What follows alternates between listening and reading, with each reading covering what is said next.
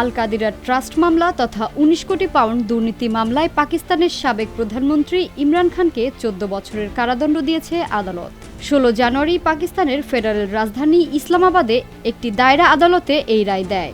পাকিস্তানি সংবাদ মাধ্যম জিও নিউজের প্রতিবেদন থেকে এ তথ্য জানা গেছে।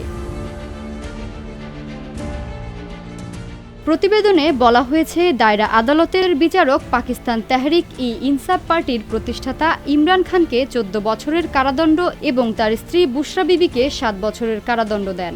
এছাড়া তাদের ওপর বড় অঙ্কের জরিমানাও করা হয়েছে। ইমরান খানকে ১০ লাখ টাকা পাকিস্তানি রুপি এবং তার স্ত্রীকে ৫ লাখ রুপি জরিমানা দিতে হবে। জরিমানা দিতে ব্যর্থ হলে ইমরান খানকে আরও ৬ মাস এবং বুশরা বিবিকে ৩ মাস অতিরিক্ত কারাগারে থাকতে হবে।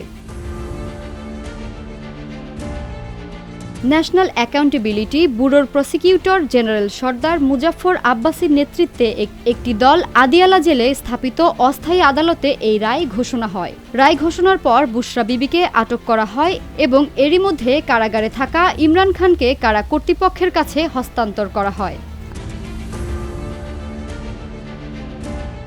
আল কাদির ট্রাস্ট মামলাটি সাধারণত ১৯০ মিলিয়ন পাউন্ড মামলা নামে পরিচিত।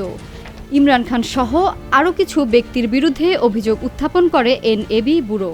তাদের বিরুদ্ধে অভিযোগ, তারা ব্রিটেনের ন্যাশনাল ক্রাইম এজেন্সি থেকে পাকিস্তান সরকারের কাছে পাঠানো প্রায় ৫০ বিলিয়ন রুপি আল কাদিরা ট্রাস্ট ইউনিভার্সিটি ফান্ডে রেখেছিলেন।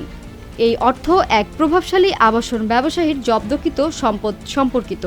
এই সম্পদ বাজেয়াপ্ত করেছিল এনসিএ। তবে ২০২৩ সালের ডিসেম্বরে এনএবি এই বিষয়ে একটি অভিযোগ দায়ের করে।